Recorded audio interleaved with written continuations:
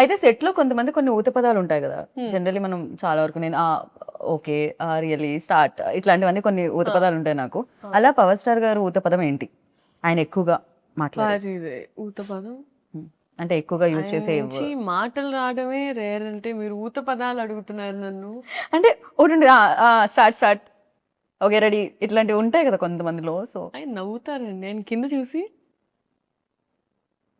అంటారు. అది మీరు పవర్ స్టార్ గారిని ఇమిటేట్ చేశారు కదా ఇప్పుడు. ఇమిటేట్ చేశానా? ఇమిటేట్ చేసి నేను ఇమాజినేషన్ లోకి వెళ్ళాను, ఇమాజినేషన్ లోకి వెళ్ళాను. అమ్మ బాబోయ్, బట్ బ్యూటిఫుల్ గా ఇమిటేట్ చేశారు. అది ఇమిటేషన్ నేను యాక్చువల్ గా ఏంటంటే ఫస్ట్ టైం కలిసి ఐ అజ్యూమ్ సార్ ఇట్లా సినిమాలో అంటారు, అట్లా ఆయన ఎప్పుడైనా లైవ్ లో అంటారా అని చూసి వెయిట్ చేసి సార్ అంటారా అంటే నేను అనుకున్న మామూలుగా కూడా మేనరిజం అంటే కొన్నిసార్లు వస్తుంది.